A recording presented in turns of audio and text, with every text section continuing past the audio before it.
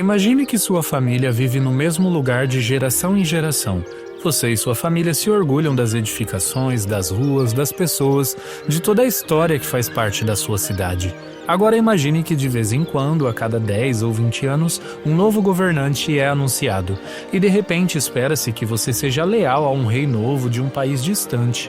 Seria como acordar e ver uma bandeira diferente em cada mastro, mesmo que você ainda viva no mesmo lugar de sempre. Muitas vezes pensamos em invasores estrangeiros como algo negativo, especialmente para aqueles que estão sendo invadidos. E provavelmente com razão. Mas foi sempre assim em todas as situações ao longo da história? Nos primórdios da história antiga, quando um rei ou império conquistava outro território, isso trazia muita incerteza para o povo, porque os conquistadores implantavam novas leis, novos impostos ou costumes diferentes, rompendo com a ordem que já conheciam. E quase sempre esses territórios eram tomados à força por meio da guerra. Os povos conquistados vivenciavam uma mistura cultural quando novos governantes traziam consigo sua língua, religião ou tradições. Por exemplo, Alexandre o Grande trouxe a cultura grega para muitas das regiões que conquistou. O modo de vida grego chegou repentinamente, misturando-se ao de pessoas que já viviam ali há gerações. Mas também houveram casos em que as pessoas acolheram bem novos governantes, especialmente se trouxessem estabilidade, melhor infraestrutura ou alívio se eles os libertassem de um império opressor. Se você tivesse vivido sob um rei cruel ou governo caótico, poderia ter ficado feliz em ver outro rei ou império assumir o controle de sua região. Em algumas situações, um invasor estrangeiro era visto como um libertador. Por exemplo, em 539 a.C.,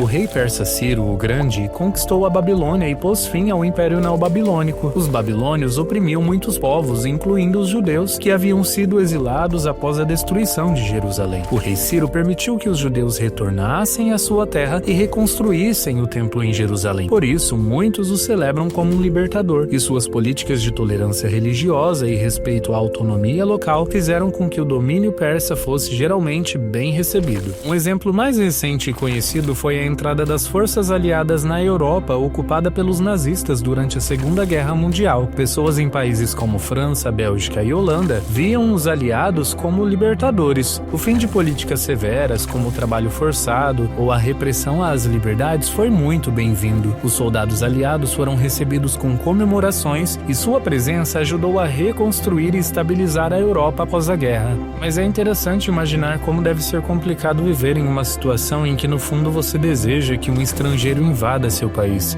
Você está vivendo sob uma bandeira, mas espera de todo o coração que um dia outra nação, ou um rei bom e justo, venha e derrube seu líder. Hoje, talvez possamos nos identificar com isso pensando em quantas pessoas depositam suas esperanças e expectativas em eleições políticas, torcendo para que seu partido ou candidato vença para que as coisas melhorem. A verdade é que, olhando para a história, nenhum reino, império, país ou governante jamais foi, nem jamais será perfeito. Ser humano é ter falhas, e é isso que nossos líderes são, humanos. Então, de alguma forma, todos nós podemos entender esse anseio por um reino perfeito ou por um rei bom, justo, até mesmo perfeito. E se realmente houvesse esperança para tal coisa, você também não rezaria para que esse reino chegasse logo?